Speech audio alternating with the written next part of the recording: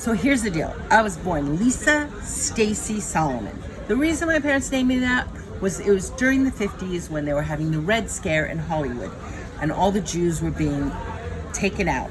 So they thought, well, if we name her Stacy, that's a good last name. It's a good name for an actress in case she becomes an actress. Lisa Stacy. And we'll forget the Jewish Solomon part. Okay, so it's a really long name, Solomon. No one knows how to spell it. They spell it Saloman. They just don't know how to spell it. It's Solomon with 3 O's. That's it. It's the King Solomon. It's the original. I'm like probably the greatest granddaughter of that king. Okay. But anyway, then I married this guy. His last name was Taylor. He had this super easy name, so I became Leah Taylor. Mrs. Taylor when I was teaching and everything. And then I was Lisa Taylor. No, I became Leah Taylor. Oh, I forgot to tell you how I became Leah. Yeah. So, I never became Lisa Taylor, in fact. When I was 20, I changed my name and decided I was Leah Solo. That's my acting name. I had to put it for SAG, for equity, and Lisa was in the 1960s was the name that was most used in the United States, and that's why I hated everyone had my name.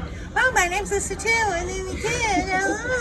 So I was like, I'm gonna be Leah, which is actually my Hebrew name, Leah. But the way the Americans say Leah, then it sounds like you're gonna lay her. So it was really uncomfortable. So I said, I'm Leah, and then I decided to add.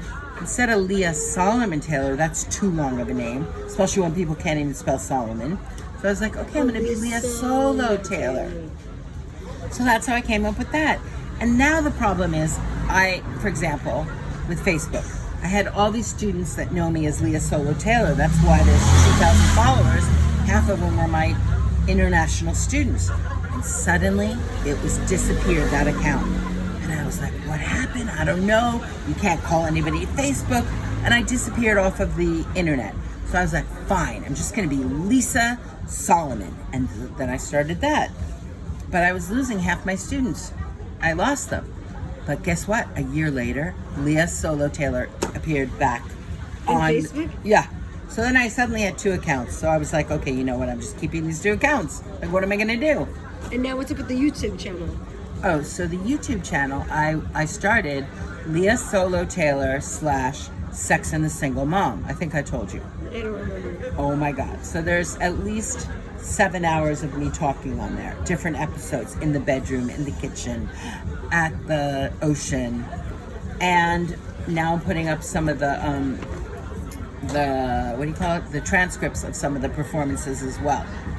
And what happened was I got over millions of views, over like 5 million views. Mm-hmm. And I could have capitalized on that and made money, right? Because everybody has those ads. But the girl I hired never saved my password, and I don't remember saving my password. So I can't get into that account.